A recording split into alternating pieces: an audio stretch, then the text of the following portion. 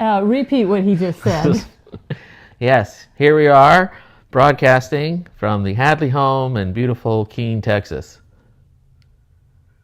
It is beautiful. You're not saying it convincingly. I don't think the studio audience believes you. Oh, well, it was actually very lovely out today, and not quite warm enough. We wanted to go to the gardens. We wanted to go to the gardens at Botanical Gardens up in Fort Worth. But the wind was a little chilly for that. So, I mean, if you're going to get picky, we decided we'd just wait until we could just really enjoy a nice day at the gardens. So you get Aspen out there in the wind, and it's nonstop. Oh, the wind and my hair, and you just don't want to deal with that because, that's not enjoyable, but yeah. Well, we wanted to live stream from there, but it would have been too windy for the mics. And kind of, like and chilly for the mics and stuff. But speaking of Aspen was lazy all week because she had a break. Yeah, called winter break around here. Yeah, otherwise known as the Academy's excuse to go to Colorado on a ski trip. And Spanish trip. Yeah, Spain on a Spanish trip, yes. Yeah, because they had you had 2 weeks of school and then a break? 3 weeks. 3 weeks? Of school. 3 weeks of school and then a break. All right, yeah. So, college didn't get a winter break. I didn't get a winter break. Where's my winter break? Why don't I get a winter break? Anyway, what were we talking about? Salt. Anyway. So, but we did have Colby and Autumn came down. Tell them who Colby and Autumn. Oh, yes, my youngest son and his wife. And a fetus. Well, that's She's pregnant. Yes. And she's due in April. Yay. No, not yay. Makes me a grandparent, and I don't want to be a grandparent. I'm too young to be a grandparent. I'm not ready to be a grandparent. Oh, was today Whining Brett Day? Yes, because I don't want to be a grandparent. So, that makes me feel so old just thinking about it. There's young grandparents. Oh. We are the young grandparents. Man, I don't know why that is such an emotional, psychological wall, but it is. It's like grandparent. It's like, my life's over. I need to start investing in tombstones and cemetery plots. And moving on. That's how it feels. Moving on. Although I read 2 articles that did research and said, guess when you're happiest and most confident, and it's 60 plus. Look at us go. Where's my happiness? Where's my confidence? It's because you're not 60 yet. Oh, okay. When his birthday comes up, we'll celebrate, but we aren't going to tell him how old he is. No. Because that's just going to, not be good. Anyway. But actually it was fun having them down here. Yeah. Mm-hmm. Yeah. Colby brought some drones. We flew them around, listened to their lives and what's going on. And we didn't do anything. Sure we did. We had a nice time with them. We didn't do anything. But seemingly that's what they wanted. They didn't want to do anything. They both do things. Yeah. Yeah. They just wanted to take a break. Yeah, Autumn was still working. Yeah, they both kind of had meetings. Yeah, they had a little bit of work to do. Yeah. But they were only here for a few days and then took off. Yep. Because they're buying a house. Yes, they are buying a house. Not the best market to buy a house in, but they are getting one up there. And I guess they're going to stay in Omaha. Yeah. Yeah. And, so see. I guess you're all caught up in the Hadley family. Yes. Yeah. Oh my, we switched from cats to grandkids. Now what are we going to do? Now what are we going to do? Yeah. So anyway, we are heading into, I guess, not summer. It's not really spring, but I'm telling you, it's getting warmer quicker. Well, yeah, we had maybe about 3 weeks of actual winter. Yeah. That happened the first part of January, and now we're back to 60s. Yeah, getting up again. Global warming here in Texas, alive and well. Sadly, no real snow. I do miss that. I do miss Nebraska snow. Not so much Nebraska cold and wind, but I like the snow. Well, Well, snow in and of itself is fine. Yeah. If it weren't cold. No, and heavy. Apparently there was a big snowstorm in Alaska, and it was so much, it was 30 pounds per square inch in, Wow. not Nome, the other big city. Juneau? Juneau, yeah. No, 30 pounds per square inch. Can you believe it? That's heavy snow. Very heavy snow. Is it wet snow? Mm-hmm. Oh, is it wet snow? Oh, I mean, it's right there by the water. Yeah, that's true. In Colorado, it's dry snow. At least up in Aspen, it's very powdery and dry.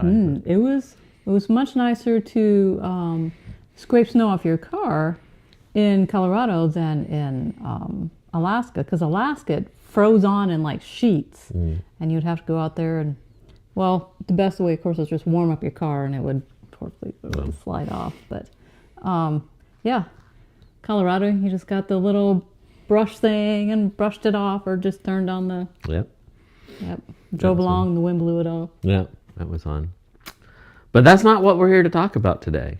No. Today we're here to talk about stinky mice. Yes. Are you telling that story, or No, you can tell that story. Okay. Well, I mean, I could tell it from my perspective, but when we well, that could be interesting. When we lived in Lincoln several years ago by now, all of a sudden something started to smell in the bedroom. It wasn't me. And after a while you can recognize the smell of a dead mouse. And I thought, that smells like a dead mouse. But I looked all over for it and I couldn't find it anywhere. And finally I thought, well, blankets don't seem to smell bad or anything, but I'm going to wash all this stuff anyways. Washed it all, didn't help one tiny little bit. And I don't know, at least a few weeks into it or more, I was getting ready for church on Sabbath morning, and I found the perfect pair of shoes to go with my outfit. And just as I was ready to slip them on, I noticed a little dead mouse at the bottom of the shoe. And I literally had to throw those shoes out because there was no way you're going to get that stink out of it. Oh, yeah. Yeah, that was a key. Makes you wonder why. Was it just like old age? Like, how did the mouse, you get a mouse in a trap or you get stuck in a drawer. It's to just get in your shoe and thought, I'm going to die here. This is a good place. I mean. I don't know. But yeah. But this don't worry, this will come back around and it will be part of an illustration. Yes, it will. Yes. So first of all, I want to apologize. Brett and I have been doing this for 4 years now. 4 years in April. And so apparently I've kind of recycled a few things, unaware that I'd already done some of this. Yeah. But there is some new stuff. And you know what? Like, we do like to talk about how to live out that relationship with Jesus. Yep. And that is something that we need reminding of, or I personally need reminding of, like multiple times in one day. And so I guess if we repeat something a time or two. It's okay. Yeah. Yep. So, yeah, speaking of that. There is new stuff too, not yeah, to worry. We got couple some new stuff, things, yes. Yeah. Like our story about the stinky mouse in our shoe. There you go. Have you ever found a dead mouse in your shoe? Yeah. Right in the comments below. Oh my gosh. Anyway. Now they're all going to be worried. All the ladies are going to be like, no. Check my shoes. Yeah. And I will say that's the first time in Nebraska I ever had to deal with mice. Like in any house I've ever been, I never had to deal with mice. Yeah. No, I don't know why Nebraska, but that was the thing. Roaches and other places are bugs, but not mice. Anyway, but yeah, we like to try and talk about the practical side of Christianity, a practical day-to-day living of Christianity. Well, one of the places you find that really in a big way is the Beatitudes. And we've talked about Beatitudes. Miranda's talked about Beatitudes. I've talked about Beatitudes. Fluff has talked about Beatitudes. Everyone's talked about Beatitudes. But when you're looking for that, kind of like, kind of a simplistic definition of what does it look like? Well, the Beatitudes are a good place to go. And so here Jesus is, and he's, at his first sermon, he's talking to the people, and, he gives on the Sermon on the Mount, he talks about the Beatitudes. It's what he was hoping his disciples to be, all his disciples, so everybody, right? And, off the top of your head, what's some of the Beatitudes off the top of your head? Oh, we're to be merciful, peacemakers, and merciful, peacemakers, poor in spirit, meek. Right, and it's blessed are. Yeah, blessed are. Happy are those That's who. right. So, we can look at it from our perspective now. Oh, yeah, and we're going to talk about it a little bit. But, in Jesus' day, this was really eye-opening and, attention-grabbing because it was so opposite of what life really was. This is not what they would have believed. This is not what they had been taught. This is not what was around them. Blessed are not the poor in spirit. Blessed are not the meek. I mean, blessed are those who God has blessed with wealth. Blessed are those who are, strong and throwing off the Rome. I mean, it was very opposite of what they were used to. Right. But actually it reminds me of your one student who, she's not an Adventist over here at Southwestern. And she came from a public school where it was always putting who could make the best put down comment Make fun of people, of making fun of people of someone else. And so if you were the best one at that, you had risen to the top of the crowd, and now she came to Southwestern, and all of a sudden she realizes that people are really nice there. Other students are nice. Because she actually thought it was that way everywhere. It's all she had known. And when she tells the story, she started like that at Southwestern, just assuming that's how it was. And quickly realized no one's laughing, and that's not how it is here. This is weird. Yeah. And so she also, Brett said, she wants to change, but she has realized already that she's incapable of changing this under her own power.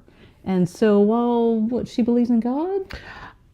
Yes, in a general principle sort of way. Yeah. Right, yeah. She's hasn't arrived to the point yet where she realizes it is only God who can change that for her. But, given enough time, that is not too hard for God to change her mind on that. And it's because coming from where she's been, what she's always known with her family and her school and everything else, she's kind of more open to the concept now because she's like, well, wait a minute, this is really different, and there are people who believe in, and it's given her a place to start. Like, well, okay, well, maybe there is something to this God thing in Christianity, because she's actually seeing it. And but it's funny because her initial reaction was to, well, I want to be more like this. This is nicer. This is better, and trying to be more. And she was telling me about how she tried and just couldn't. She tries hard and then she fails and tries and then because of what she's so used to doing. And it's this amazing, in front of your face and eyes and ears, someone telling you the exact journey of how it comes to be of when I try to do it myself, and because she is trying to do it herself, pick her own self up and do it on her own, and how she can do it for a little bit, but which actually describes being poor in spirit, describes the result of going through a personal moral crisis in which he realizes he has horribly failed. Yeah, and then mourning that as well describes a person who becomes aware of his personal offense to God and the pain that he has brought to others by his sinful behavior. It sounds like she's partly there already. Right, yeah. Kind of like, all right, I can't do this. And kind of looking back, seeing how life is different, looking back like, who have I hurt by being how I used to be, And we just all accepted it as, that's the way I live, but it wasn't. It didn't have to be that way. So, yeah, I may sound like I'm talking spontaneously, but I'm not. I'm going off of Miranda's notes. Anything I'm saying, Miranda actually wrote. Oh, yeah, blame me for it. No, it is. All right, so, she, talking about, Beatitudes and all this stuff, and it's things that, God does for us. And so when you think about that, you think, well, Miranda thinks, unlike the general population of the world, Miranda has different twists and turns to her thoughts. And that took her to Psalm 23, which at first doesn't seem like a very natural, logical turn to make. At least I didn't think so. Not when she first told me. Poor Brett. I tell him things often enough. And I'm like, hey, did you know that? And he's like, no, that's not how it works. I'm like, oh, yes, because... And take him through the steps, and he's like, oh, okay. I try to be nice about it. But I also try to be honest. Yes. Oh, I need him to be honest, yes. So when you did tell me that the first time, I was not, but I was like, I think I said, I don't see it, or I'm not seeing it, or... I mean, I said something like, how do you get there? Like, I did not get it. But she made sense, and it's like, oh, now I get it, because in Psalms 23, you don't really think of Psalms 23 this way. You know, the Lord is my shepherd, I shall not want. He makes me lie down in green pastures. He leads me beside the waters. He restoreth my soul. And if you really listen to it, what's going on there? You know, the Lord is my shepherd, I shall not want. He maketh me lie down in green pastures. He leadeth me beside the waters. He restoreth my soul. It's everything the shepherd's doing. It's nothing we're doing. It's everything the shepherd's doing, right? Mm-hmm. And you start putting that with the Beatitudes, and it's all these things like the shepherd does these things for us. The shepherd does, the Beatitudes for us as well. These are things God does in us and for us. Because when you look at all of those things, and it really got me more this time than usual, when you look at all of those things, being gentle and meek and hungry and thirsting after righteousness and having a pure heart and being a peacemaker and such, I mean, we cannot do those under our own power any more than the Brett student can do that under her own power. Yes, right. She can try, and that is actually part of the process, obviously. That's part of the process, recognizing that we cannot do it. Yeah, and go get me one of my mugs. Just one of the good ones, one of the fun ones. So in Psalms, one of the things that, down towards the end, David gets into, surely goodness follow me all the rest of the days of my life, dwell in the Lord forever, and neither walk without shadow of death, have fear no evil. One of the things he talks about, though, is, he lifts his cup, right? He says, my cup runneth over. My cup runneth over. Yes. And, you ask, runneth over with what? And one of the things I got into a while back, well, this isn't my most fun one, but I like to collect mugs, and I've kind of stopped now because it just takes up so much room in the pantry and stuff. You can only use so many cups at one time. Yeah. Years ago, though, back when I was in California, I guess, when I was single in California, I took the little hooks, and I screwed it, and I had all my mugs hanging on, hooked, and I had all kinds of different mugs and stuff, and it was kind of fun, and, so I lift my cup because I like fun mugs. This one's Chattanooga Zoo. Yeah, I don't think Brett went. I think we just got that for him. Yes. But says, David, my cup runneth over, and it's like, well, what does it run over with? Oh, well, when you think about it, it's everything that came before that goes into our cup. Everything that the Good Shepherd does is going into our cup, our experiences. And it's what, we drink out of the cup, basically, is what soothes our thirst for stuff, yeah, because otherwise, I listened to a sermon today online where the woman was talking about the woman at the well. And, Jesus promised her living water. But she was going to this other well, just a regular well, right? And when she thirsted, that's where she went. That's us. When we are thirsting after the things of this world all the time, we're just going to the regular well, day after day after day after day, looking to satisfy our thirst that never gets satisfied. We keep having to go back. And it is only when we get that living water that it doesn't run out the bottom of the cup. It is there, and it is overflowing with all the things that God does for us, and rather than us doing it for ourselves. Yeah, and I don't know. I thought I started thinking all kinds of things that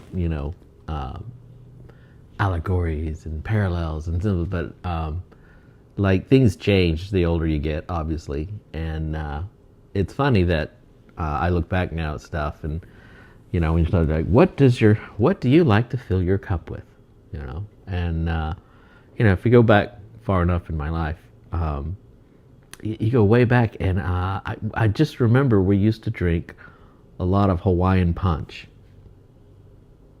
It was always a party. It was always at parties and picnics and potlucks.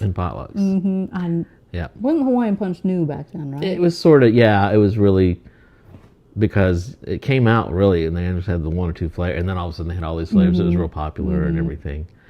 And I released in my faded moldy memory. I remember as a kid liking Hawaiian punch. I remember getting Hawaiian punch. Oh, it was sticky and sweet. Yeah, and then high C. I remember high C being bigger when I was in middle school and then high school. Yeah, do they even make high C anymore? Yeah. Do they? And Kool-Aid. Kool-Aid was a big one. Oh no, that's Yeah. I never got the Kool-Aid thing ever. Yeah. Especially when people would just mix a packet of Kool-Aid with no sweetener and water. That had to be the worst thing ever. Yeah. I remember that for whatever reason it was like, let's get, Kool-Aid, and because for whatever you're putting the sugar in it, making it yourself for some reason at 12, that was like, look, I could make my own, But and then in Academy, it was Tang. Oh yes, Tang. Tang. So that wasn't bad. No, that wasn't. Now, at my academy, I went to Pisgah in North Carolina, and it wasn't just for pleasure. It was for survival, because we did not have the best water. Like I remember at times we could fill the sink up in the bathroom and you couldn't see the bottom because it was so murky. It was rust. It was, iron. And Pisgah had its own well, and that's where our water supply came from. And you didn't drink straight out of the faucet. You mixed it with Tang. Everybody had some sort of powder, something that they would put into the water so they could drink it. Yeah. This is back before bottled water. Wow. Yeah. Yeah. And so that was Tang and I really didn't even like, but it's funny, later I've come back and, I taste Hawaiian punch, I taste Kool-Aid, and I can't stand it. It's just like, how did I ever drink this? True.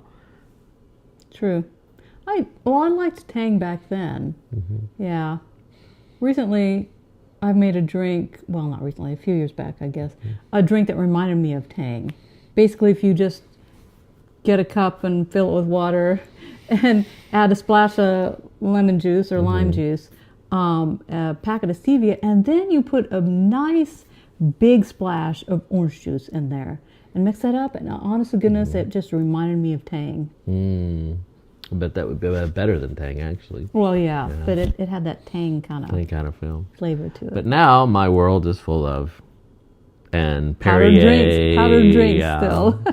But it's Perrier, the sparkling, and Waterloo. But now Autumn turned me on to Spindrift or something. But they're sparkling waters with just like no carbs, because everything has to be no carbs for me. And different flavors and stuff. And then in the Dasani, I'll put in the Propel powder, because it's 0 carbs and ultra hydrating. I don't know if that does me any good, but I do tend to I have a challenge staying hydrated. Yeah, we're way off topic now, Brett. How does this relate to what we're talking about?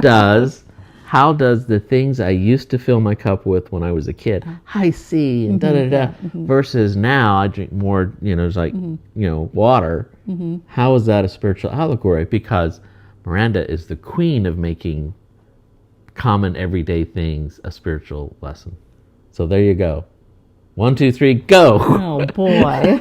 I was just waiting on him to come up with his spiritual allegory that he was talking about. Things I used to drink so sweet, and now I drink. Oh, right. Well, we do think the things of this world that we're, going back to the well that we go back to, just the regular well, every day to partake of whatever we think is sweet. Whatever the world has for us, we think is sweet. Just like your student thought it was pretty sweet if she was the one with the top put down.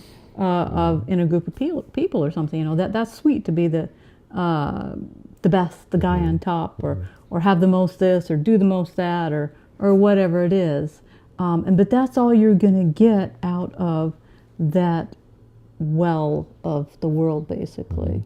Yeah, it's not the same as the living water that God has for us. And the living water, of course, is all the stuff that he puts into our cup, like all the stuff he does for us in Psalm 23, and all the stuff that he would do for us and does for us in the Beatitudes.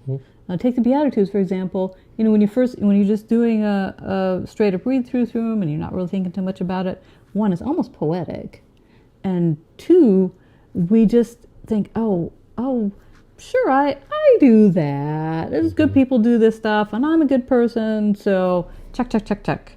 And not really taking it seriously and recognizing that it's not even us doing it. Yeah, and that's kind of when I was thinking about the Kool-Aid. It's kind of like, you think about in your past the high stuff that you used to do and think about and want and everything. And really the high C in the Kool-Aid was, even though it was packed full of vitamin C, it wasn't good for us, despite what the company said, and propaganda, that's what it was. And Aspen can tell you all about propaganda. She knows about propaganda, don't you, Aspen? Yeah, she's nodding her head. Anyway, but all the stuff that we take in, and it's really bad for us. It's kind of hurting us, in a way.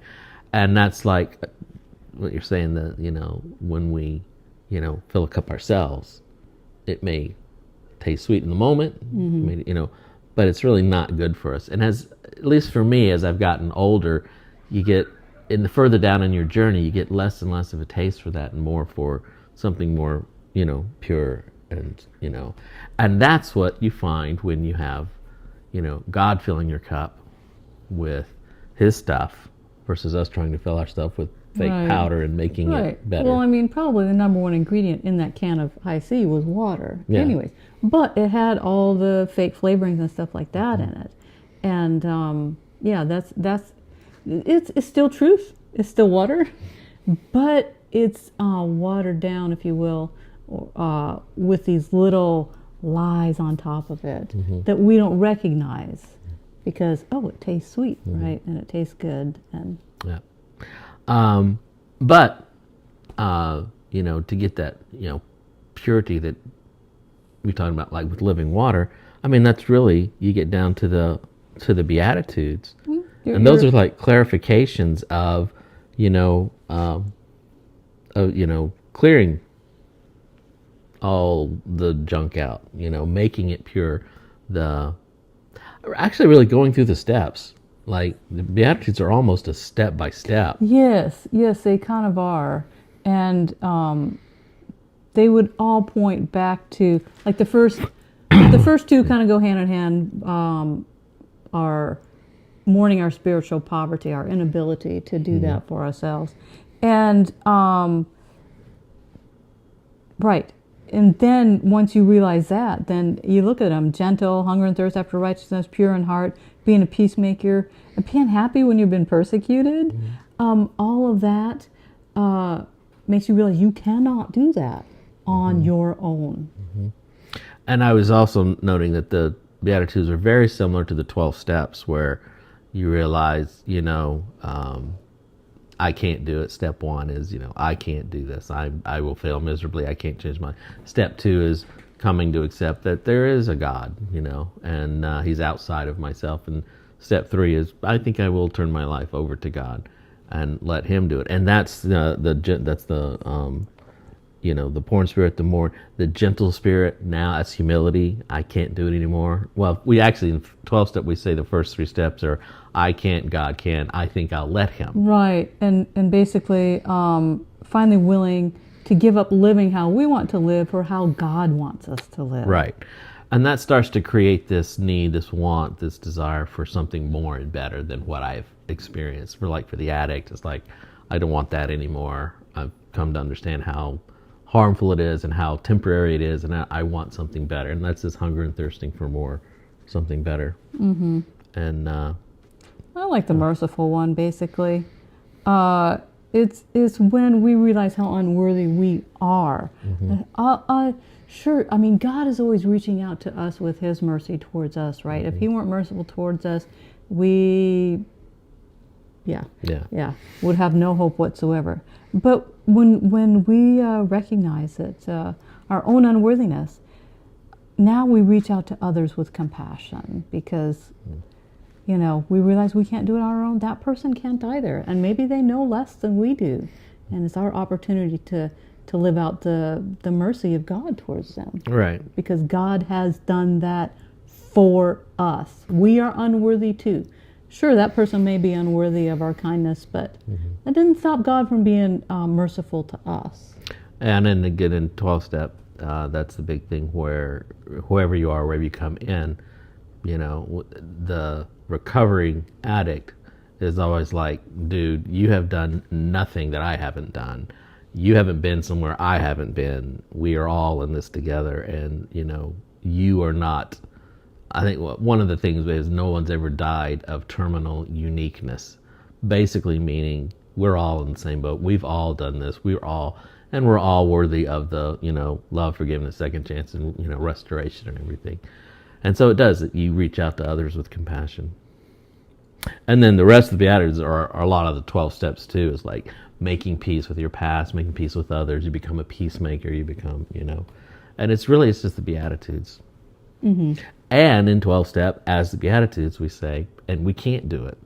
Only through the power, of our higher power of God can any of this actually work.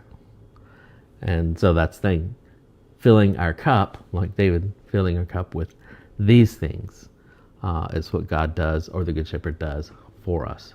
Really, the most, fundamental thing we have to do is just be willing. Right.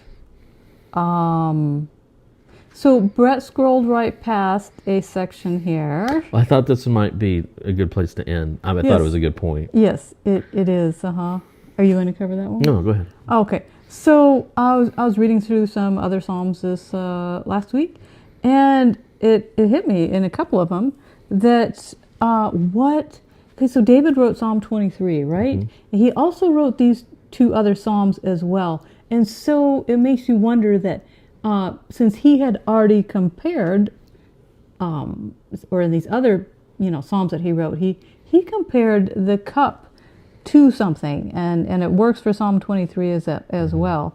So Psalm 116, 12 and 13, what shall I render to the Lord for all His benefits towards me? I shall lift up the cup of salvation. The cup of salvation. So imagine that cup that overflows in Psalm 23 is overflowing with salvation, the cup of salvation. Because everything that God puts into the cup, everything that He does for us is our salvation. Mm-hmm. Yeah. And then Psalm 16 verse 5, David writes this, the Lord is a portion of my inheritance and my cup. So here he says the Lord is my cup, but is not the Lord our salvation? Mm-hmm. Yes.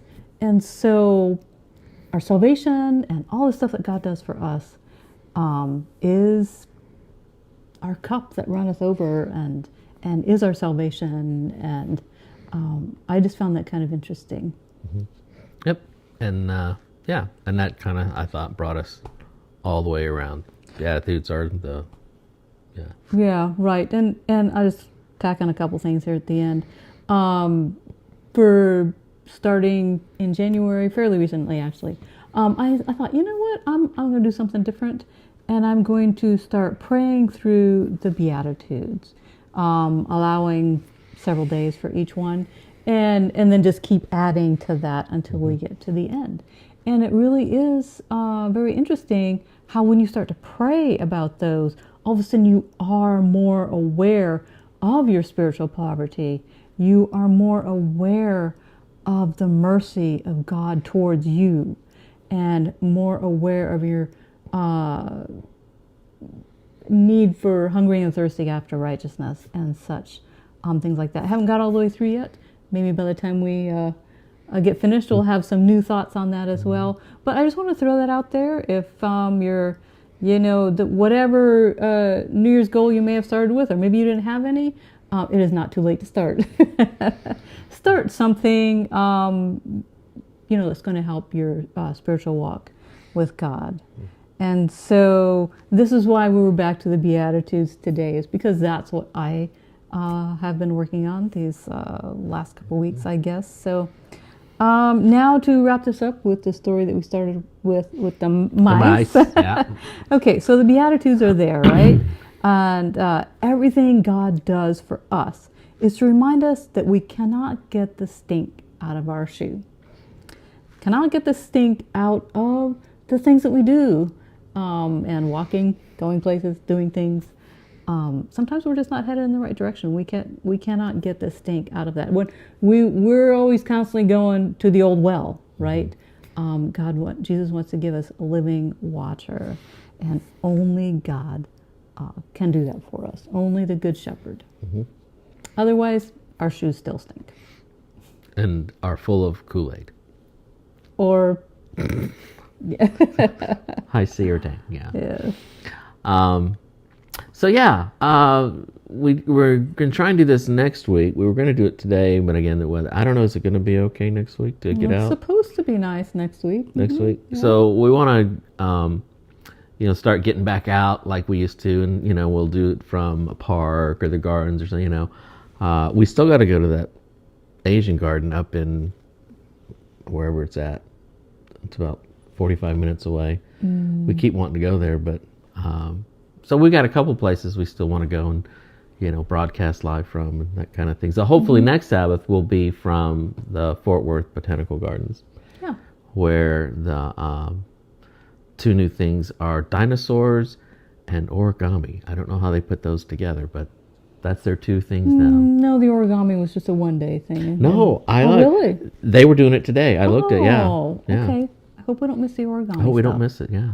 So we'll see. It's not dinosaur origami. It's two different things. Yeah, but it's animatronic dinosaurs. Right? And then I don't know, flower origamis or something. Anyway, so hopefully next made out of metal. Yeah. Like it's instead of paper, they made the flowers and such out of metal. Yeah. So it should be cool. So so join us next time. Should be out somewhere, kind of in an exotic place. And hope you had a great Sabbath and have an awesome